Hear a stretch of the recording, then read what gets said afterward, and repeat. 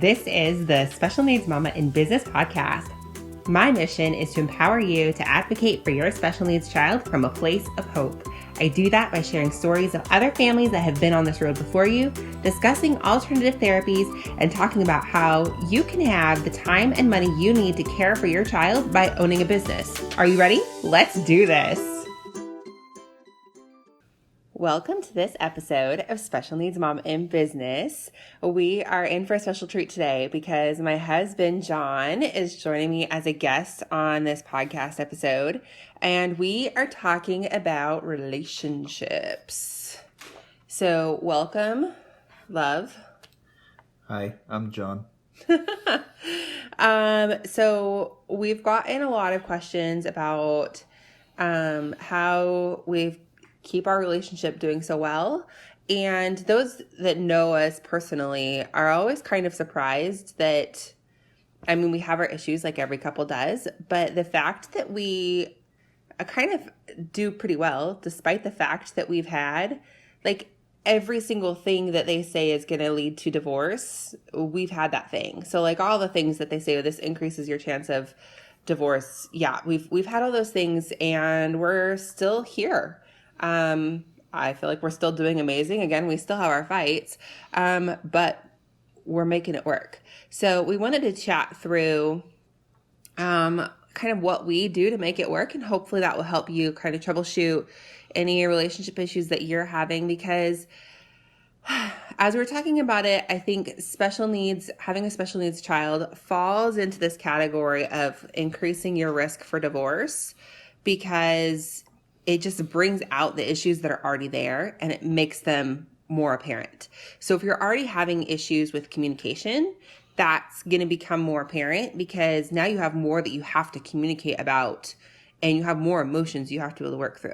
So we're just going to talk about all those things. But first, I think that, not to say that this happens, but having a special needs child, it is easy for one of the partners to solely focus in on the child's needs and neglect the relationship, and that strain can cause the relationship to dissolve. Oh yeah, totally.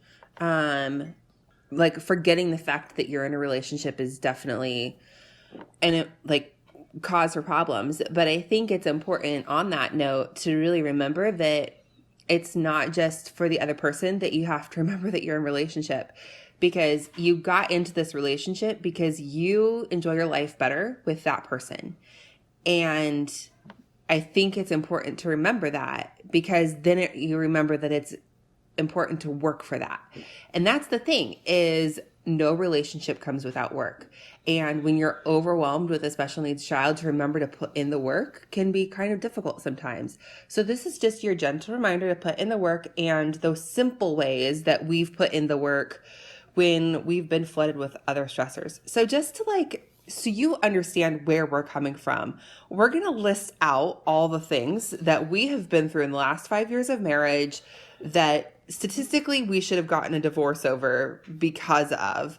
12 surgeries in 5 years between the three of us, and all of those things puts so much stress on a relationship. It's not necessarily the surgery that may lead to divorce, but it's the recovery of one of your partners being down and out. Well, and just I'd say in the fact that we've had 12 surgeries between the three of us in 5 years, that means we've had a lot of stress within the medical system. And I think that's really like the chronic illness issue.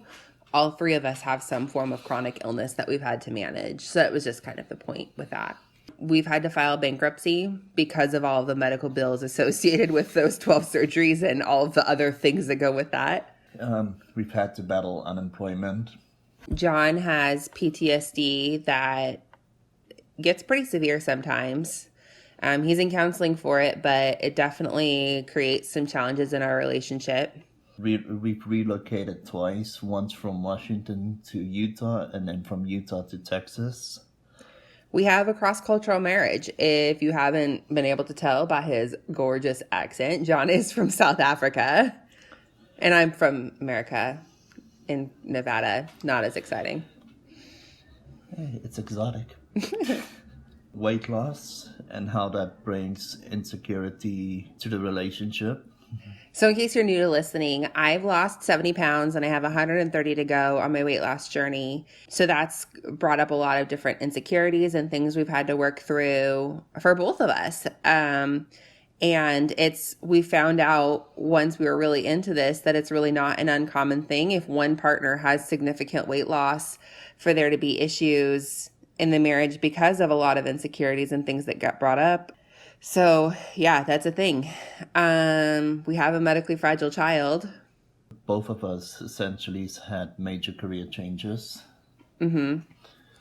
So if you are wondering if we're coming at this, talking about this, and we're newlyweds and we've never had any problems with our marriage, no, not true. We've gone through more than most couples have in their whole lifetime in the last 5 years. And we were talking the other day and I said, it feels like we have a lot of baggage in our relationship. And the more I thought about it, I wouldn't want to start over without that baggage. Like if John lost his memory or if I lost my memory of the last 5 years and we were starting from scratch, that means also our relationship is gone. So like that baggage is the relationship. The strength in our relationship is that baggage. They're hand in hand. You can't have one without the other. And so like at first I was just like, I wish we could just get rid of all this and start fresh. But the reality is that's where we find our strength. And that's what really is the definition of who we have become. Yeah, I think baggage is generally looked at in a negative way. Like you can't continue to deal with the baggage. You don't want baggage. You don't deserve the baggage that comes from the other person. But I personally feel that baggage that your partner is carrying gives you insight to who your partner is and allows you to love him or her more deeply than what you would have if you didn't know what the other one has gone through and what the other person has come through. Yeah, because so we've gone through all these things together, but we've had the conversation of what if I pass away? Would you get married again? No. And it's then I have to start all over again with someone who hasn't been through all these things. They don't get it. They don't understand what my life has looked like, but you do. And so, yeah, to us, it's worth fighting for, even if just for nothing else, that it's not worth starting over again. So let's jump into some of the questions that we've gotten. So what do you think has kept us together through all the things that we've gone through? I think it goes back to understanding what the other person has gone through and is going through. No person is perfect. No relationship is perfect. There's not a single aspect of a relationship that says everything is hunky dory, and it's about not learning to love the good parts and good things about your partner, but it's also to accept that what's come with the partner. And so for me, early on, I've come to realize, even before the wedding vows have been said, is you accept this person for both the good and the bad. It's not just one aspect of it. Yeah. So going into a relationship with that expectation that it's a holistic approach has helped me personally stay. There's two main things. One is that I didn't just choose him 5 years ago. I choose him every day. And I remind myself why I choose him. And sometimes it is not necessarily for all the great romantic reasons. Sometimes it really is. It's not worth the energy of starting over again. Most of the time I can have some good romantic reasons that he gets me, he loves me, he sees me. He is so crazy patient with me. He is always on board for my crazy ideas. He's pretty flexible with me, even though I can be a little bit ridiculous. But some days he has a bad day, and the PTSD is who's talking and not him. And those days, it's because I choose him. I choose him, and I keep choosing to choose him. And so I think that's really important. And then that also goes back to like that I have to keep working at it because I choose him. And then the other main thing I would say is that we actively work on our communication every single day. And I'm sure at some point in this podcast, it'll come through that we miscommunicate a lot. And I think that's largely because of the cross-cultural marriage. The English isn't his second language, and he's not from America. English is his second language, not his first. And he's not from America. So not just that there's some language barriers. Like when I say, hey, babe, can you pass me a napkin? What do you think of? Why do you need a diaper? Are you that old? And I just have a little ketchup on my face. So, things like that happens. Those are usually, they end up in funny things. But I mean, frankly, sometimes it's really frustrating when I'm in a hurry and he's not understanding what I'm saying because English isn't his first language. And then the English that he did learn was not American English. So there's a lot of miscommunication there, but then also just cultural stuff. Like my wife's favorite word that I used to use is just now. That's not a word, but it's a phrase. But yeah. That's a good example that would cause some tensions. But just even culturally, like we have frustrations where like I'll say, hey, can you do the dishes? And you say, just now? Well, no, that's what you used to say. You've learned not to say it, but essentially it means the same thing to you. Yeah, I'll get to it when I get to it. And you procrastinate epically. And then it's bedtime and you're like, oh, I didn't get it done. Shoot, I'll do it tomorrow. And I'm like, but I asked you at 10 o'clock this morning. Why did it not get done? So we'll get more into that in a little bit later. But those kinds of things, like it's just the communication and then even just how we misunderstand each other and all the just a lot. So communication, I think, is the biggest thing, and just actively wanting to understand the other person and where they're coming from. So some resources that I would say to help with communication, if that's a struggle point for you, is The 5 Love Languages by Gary Chapman and Love and Respect. Those are my two. If you're struggling with communication, those would be really helpful books. They give you verbiage to communicate certain things. So, for example, we're going to do a couple of these really quick.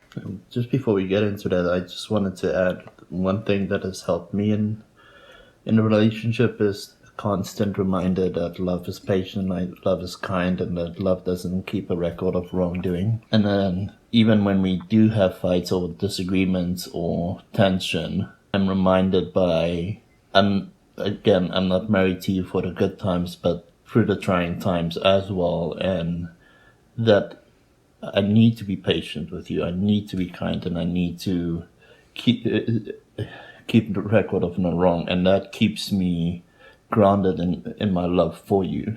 Yeah. So to be fair, going back to giving you some context, we are Christians. We believe that Jesus informs how we relate to each other in our marriage. And some of these books talk about that really specifically. So if you're curious about what that means, I'd say dive into these books because I think all of them are written by Christian authors too. There'll be like a whole resource list. So you'll want to check out the show notes. And I'll give you links and stuff about all that at the end. So let's jump into some of these communication questions that we do pretty much on a daily basis. So babe, you want to start with the first one? How's your love tank? Today I'd say it's at like a 7 because I really appreciate you doing this podcast with me. I don't like talking. And so then what do you usually say after that? So what else can I do to help fill it or improve it? I would say, so then I'm thinking through what area, like of my love languages, which one feels the most neglected. My 3 biggest love languages is acts of service, physical touch, and gifts. And honestly, I feel like gifts is where I feel like a little bit lacking, but I'll have to put some thought into that one because we're not really in a financial place for you to give gifts right now. So let me get back to you on that. But that's kind of how that looks. So we'll flip it around. Hey, John, how's your love tank? About an That's really high. What have I done that made it that high? Because I didn't expect it to be that high. You got me a burger. Oh, okay. And is there anything I could do that like you're lacking and you feel like that you need to get it up to a 10? Or do you feel pretty content? No, you 10 by the end of the day. Okay. Because we're going to GameStop. All right. So that kind of gives you an idea of how we do that communication style. That's often triggered by one person with their love tank feeling pretty low. And then rather than saying something negative and bringing up the conversation in a negative way of, you don't love me, I feel unloved, I feel like you are not giving me enough attention, it starts off with that open conversation of, how's your love tank? And then if you're asked that question after you answer, it's just kind of like, I guess, etiquette in our relationship that then you turn around and ask the same question. And then we're pretty intentional about doing the thing the other person asks. And it gives us insight to how the other person is doing, because to be honest, it's easy for us to have blinders on. Like one day we've done really well for the other person, and then we still think that they're good, and we go about our day not realizing that the other person is needing love in a different way than what we perceived to give. And it's Yeah, so I can think of two specific times where this has been so vital. So in the hospital, we would practice this while we were in the hospital with our son. And that was really vital because, I mean, it was really simple stuff of just like, I need you to hold my hand and watch a movie with me tonight. And I need you to know you're here with me. And that would put my love tank at a 10 because I'm so overwhelmed. But just like to have that conversation, even in the midst of such a huge, overwhelming crisis and so much stress, was so valuable. But then the other time that I've seen this like be super valuable is, and it's honestly happened a few times, where I put a ton of effort into loving him in a way that he didn't perceive it as love at all. So I made a bunch of food that I thought he would really love, and I cleaned the bedroom, and I did all these homemakery things, but all he wanted me to do was sit down and play video games with him for 30 minutes. And so his love tank was at like a 2.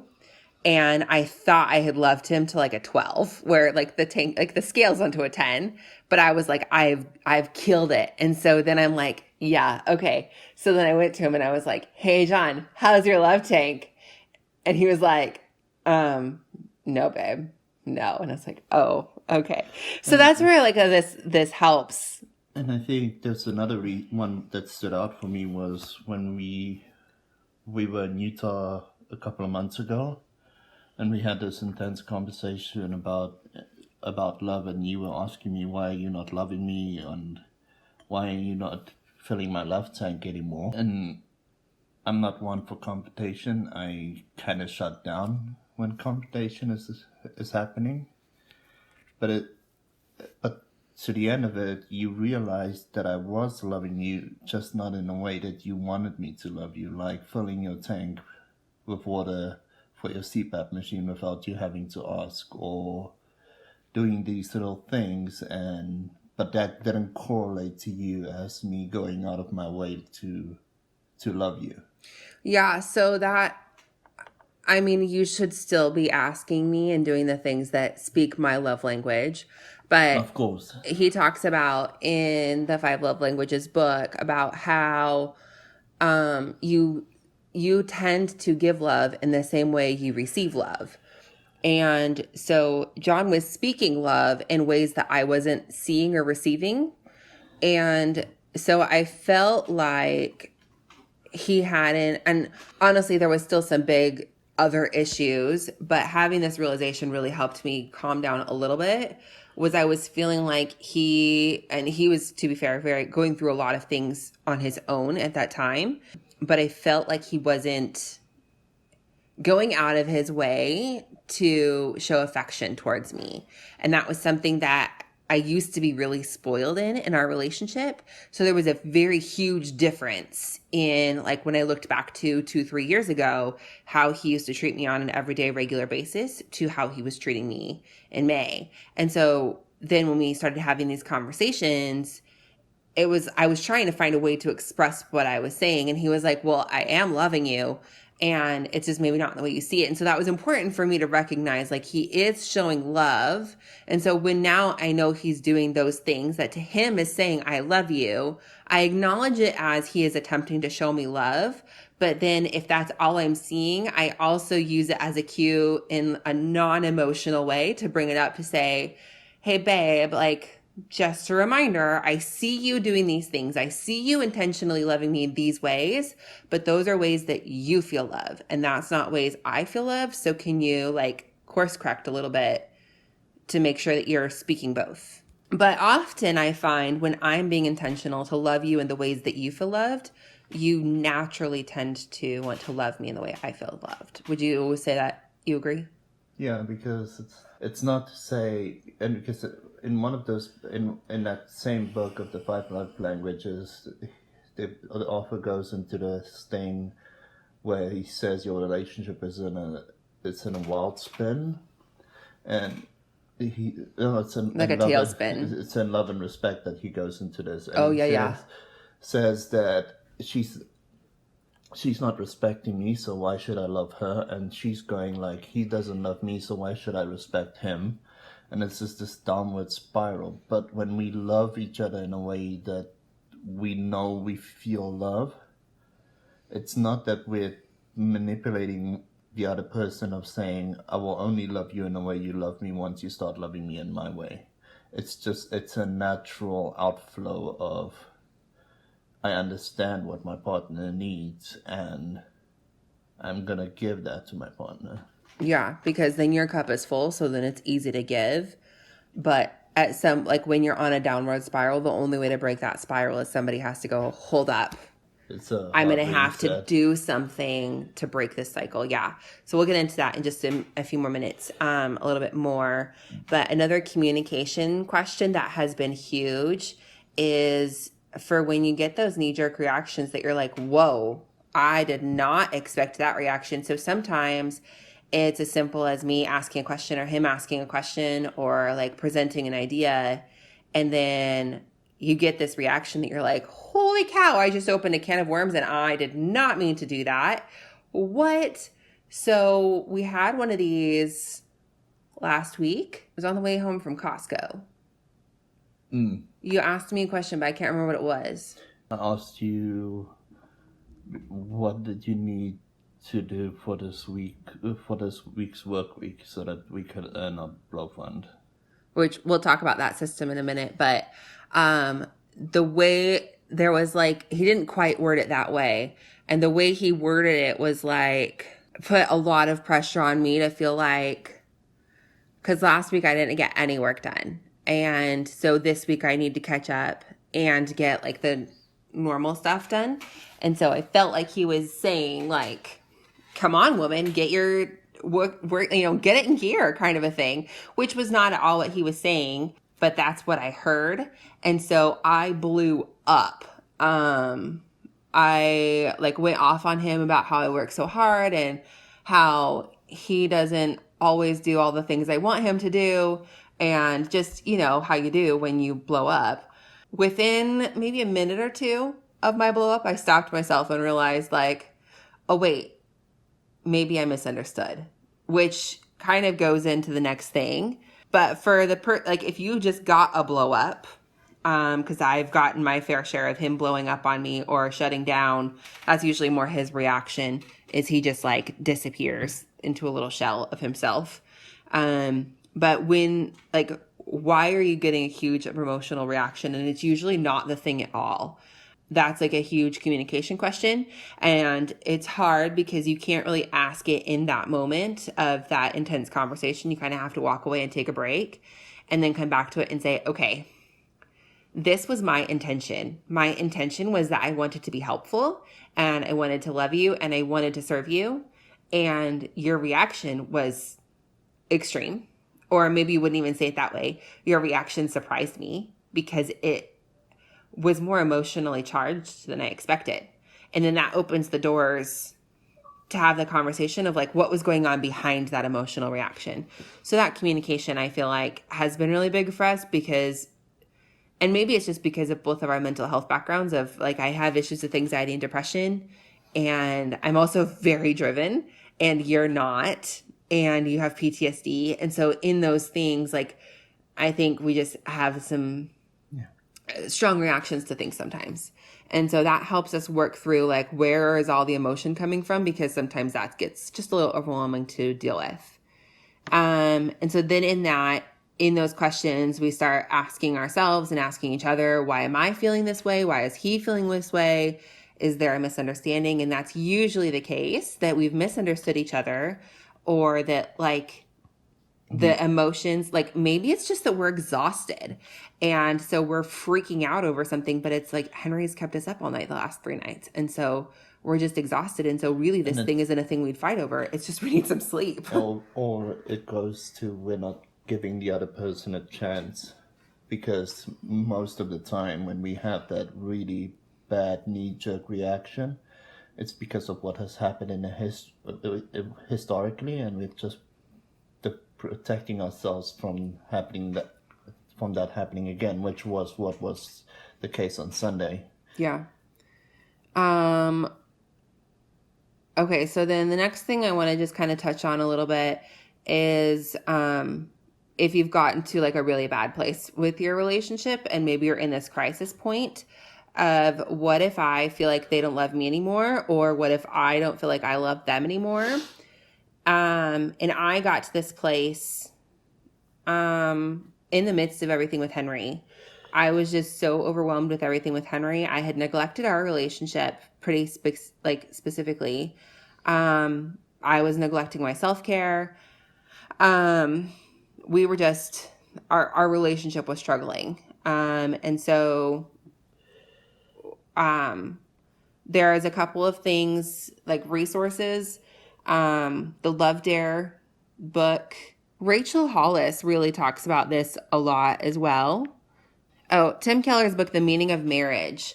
That book is really, really helpful in talking about some of these things as well. And that's from a Christian perspective also. But I know non-believers who have read that book and found it to be extremely helpful too.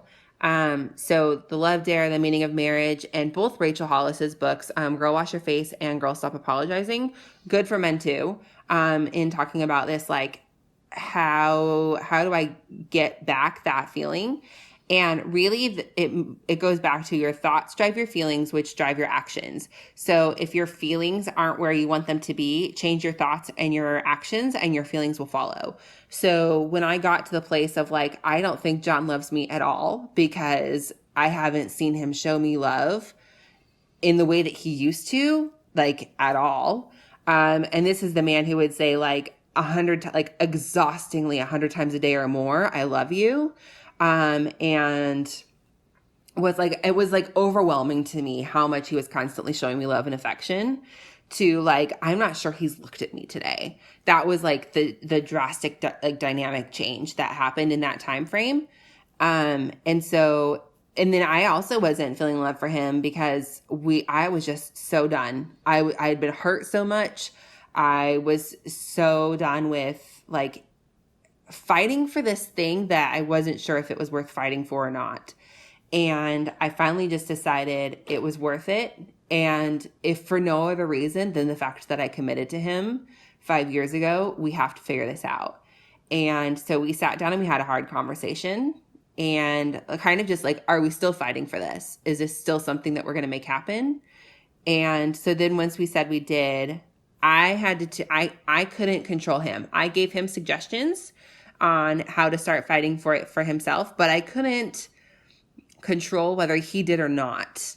All I can control is me. I can control my actions, my thoughts, and then therefore my feelings. And so I started doing things to intentionally speak his love language every single day, even when he was a complete jerk to me. I started changing my thought patterns. So when I was thinking about what a jerk he was, or about how I wasn't really sure if he loved me anymore, or when he was texting a friend from South Africa? Was it because he was thinking about having a relationship with her instead of me? Rather than letting all those thoughts run rampant in my head, instead I choose to think about how I choose to love him. And if I couldn't even think about like the emotions behind that, then I would think about, okay, what are some other ways that I could creatively show him love today? Because we don't have the budget to do what I want to do. So what else could I do? Could I make him a dinner he would enjoy? Could I find 30 minutes to play a video game with him? Like, what can I do to really speak his love language? And that first week was so hard because he didn't make an effort. At least not that I saw after that conversation of let's fight for this. We said we were going to go on a date, and that didn't go well. On the way out the door, he came strutting down the stairs and fell down the stairs and shattered his leg. So he was in the ER, and it like set off a whole new crisis for our family to deal with. So yeah, it didn't go well, but I had to still intentionally love. And so every time we start to get back to that place, I realize that it's me not intentionally loving, and that when I intentionally love, he starts loving back, and it's not instant. It takes some time. It takes some time of filling that love tank that's bone dry before the other person starts naturally returning that love, but it does happen. So resources for that again, Love Dare, The Meaning of Marriage by Tim Keller, and Rachel Hollis's books are all really helpful for that.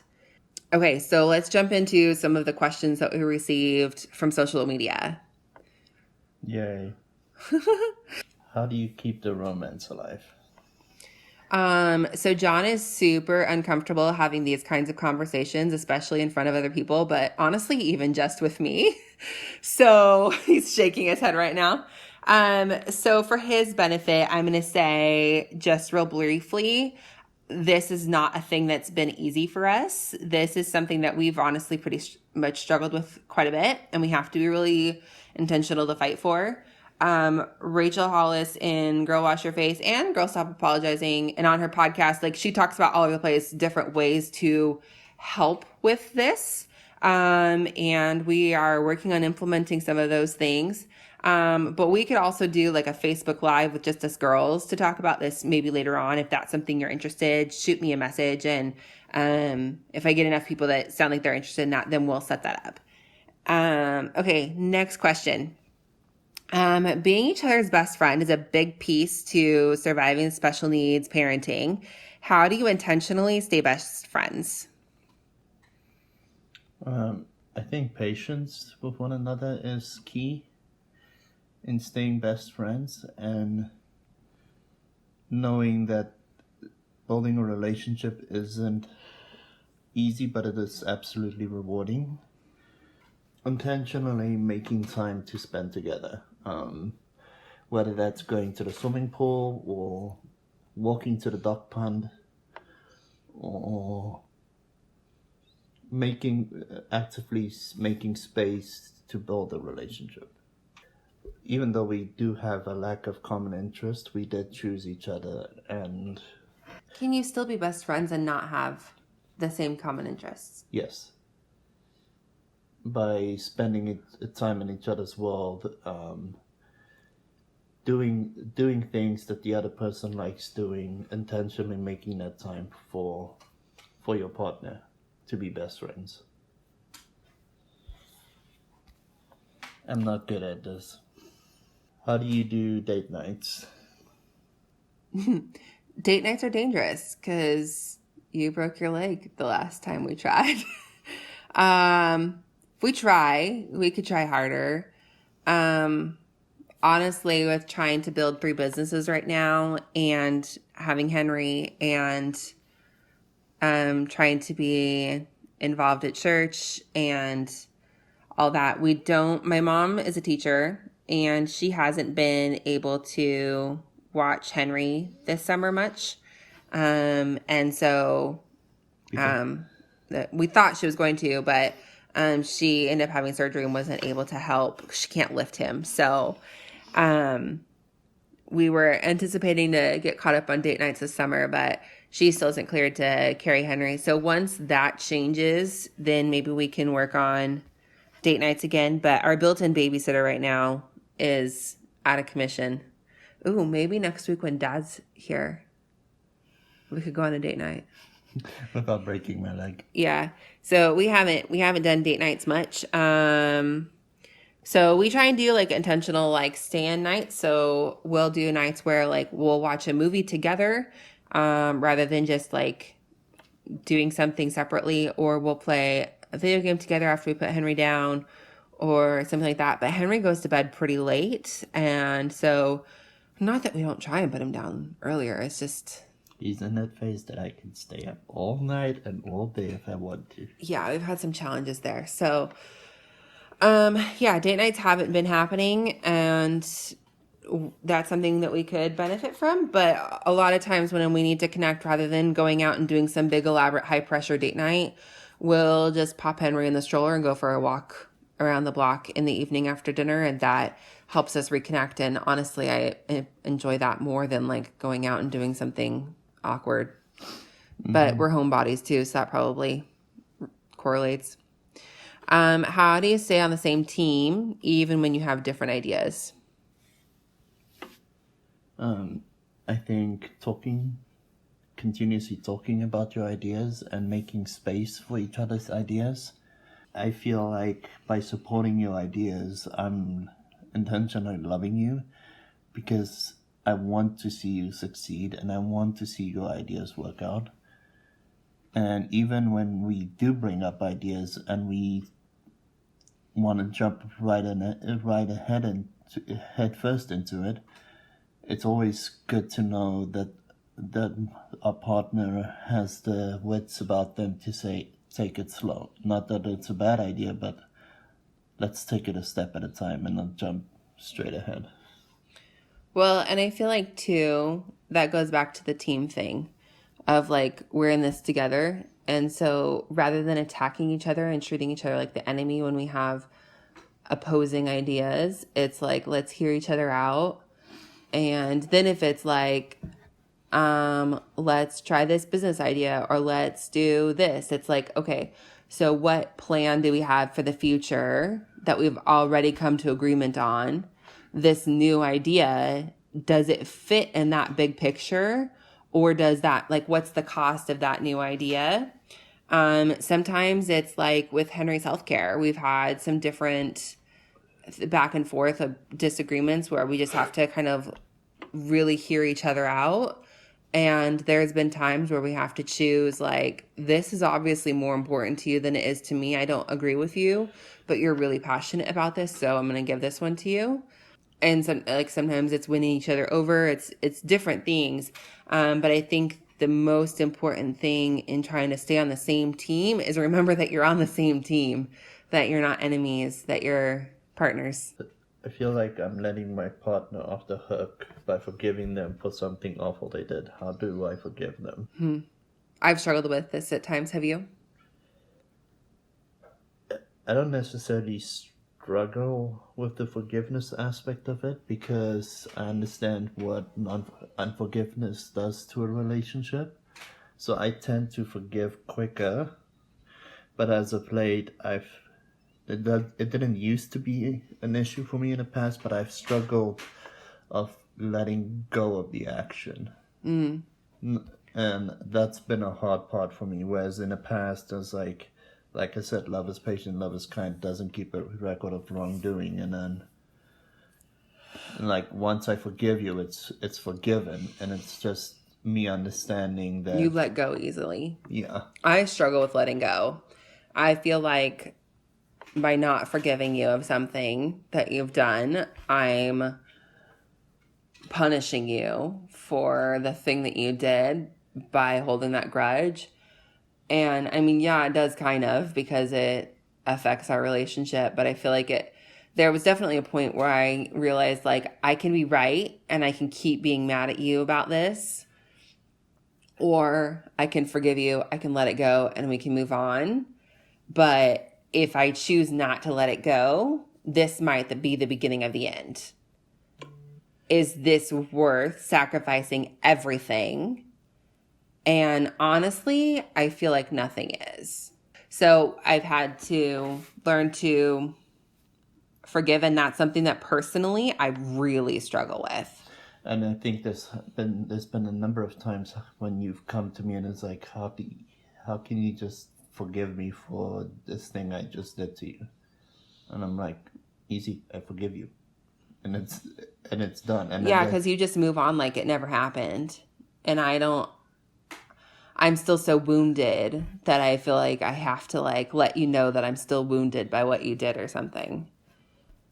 So I think it's something that you have to intentionally choose to do, and it's not something that's easy. But honestly, the emotional toll that it takes on you by not forgiving, it's not worth it. You're already so stressed about things in your life. You don't need another stressor on your life. Well, and honestly, it's not really punishing that person who hurt you. You're punishing yourself because you're the one that's all wrapped up and anxious over it. And it's not them. Like, it's not, they're fine. They're off living their life oblivious to the fact that you're so upset. And the only way for you to get over it is to choose to forgive. So just do it. How do you handle conversations about money? All we do is fight about money. Valid, because that's a frequent point of contention in our relationship, yeah? Used to be. I'd still say it is. But it's not as nearly as bad as what it was 6 months ago. That's true. So the biggest change that we've made in our relationship is in how we handle money in the last 6 months is the way we handle blow funds. So I guess first to start with, I feel like the disclaimer I gave about like having a special needs child at the beginning of this, that was like your child only like shows where you actually have problems in your relationship. Because like if you're struggling to communicate, that's going to be accentuated because now you have more to communicate about. And I feel like that's the same thing with money, that now it's just going to be really obvious that you don't communicate in this way or this way because now you're struggling with having these money conversations. Dave Ramsey has a lot of really helpful tools to help you get on the same page with money, and to help you in starting those conversations, like get on the same goals. So that was something that we've set our goals, like our family goals. And I really struggled with implementing a blow fund because I felt like, especially because money is so tight right now. Like there's legitimate days that like we go to the grocery store and we have to put stuff back because we can't, like we literally don't have money in the account to buy the things that we need to get. And so it's the question of like, do we get milk or do we get eggs? Like it's that kind of, well, okay, it's not, it's like pea protein milk or eggs. But like that's where we're at, is still financially, like it's very tight. And so I felt like, well, how can we afford to have blow funds then? Like that doesn't make sense. But now that I see the difference in the way that we can communicate about money and the emotional change in having blow funds, it's so much better. So here's our rule for blow funds and how we make it work for our family, just as an idea for you in case this is a point of something that you guys struggle with. So we have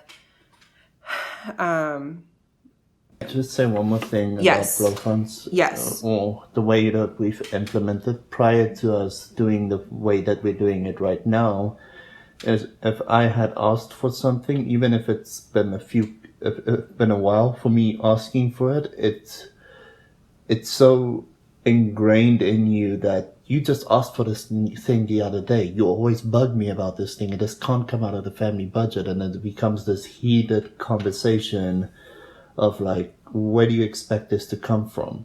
And well, we're both spenders, to be fair, but I have more of an ability to recognize and like delay gratification of this isn't going to happen. But because of some of the childhood traumas that John has suffered, he has a different relationship with money And so we've had a lot of money conversations about like the emotions behind money and what our ideas about growing up were with money. So those are definitely valuable conversations to have, to know like where your partner is coming from on those things.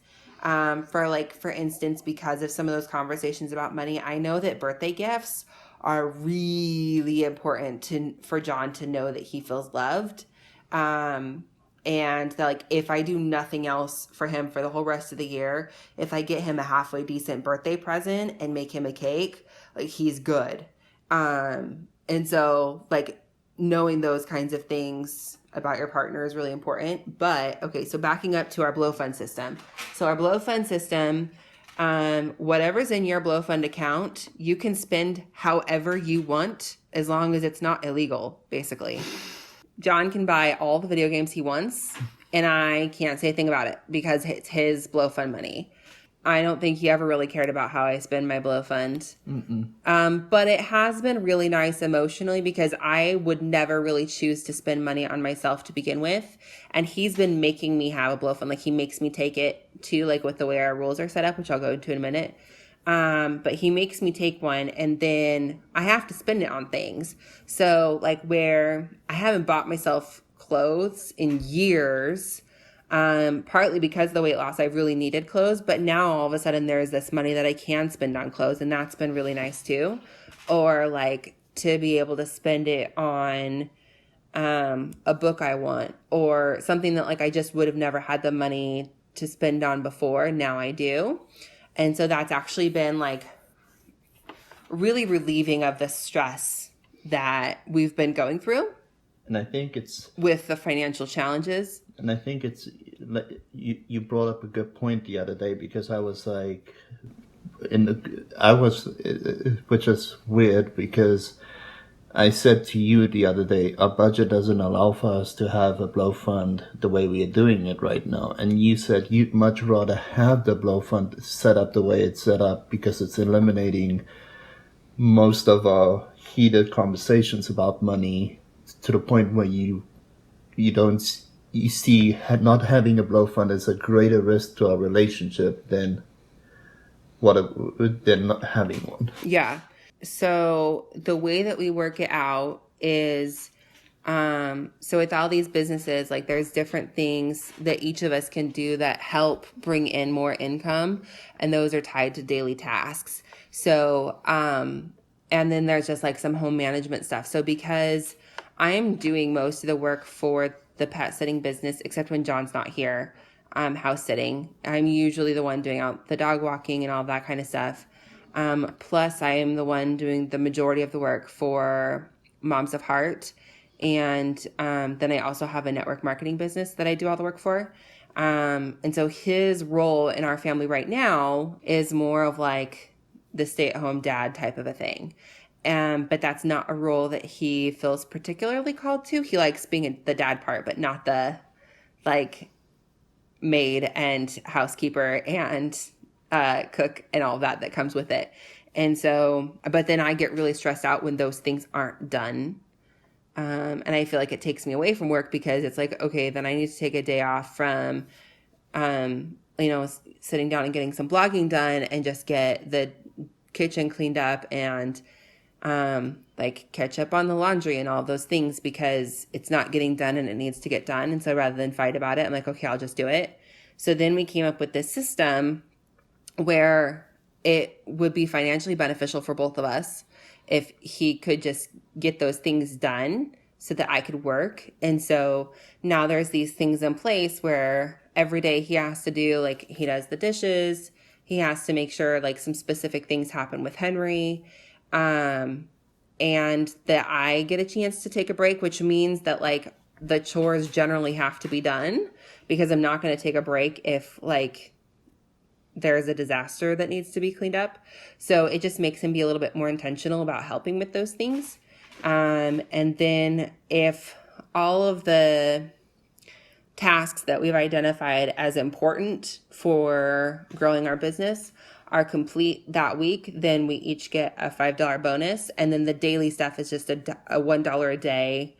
And that accumulates over the week I don't know if I'm explaining this very well. Basically, all that my wife is trying to say is there's things that we've set in place to help one another with their day, to relieve stress.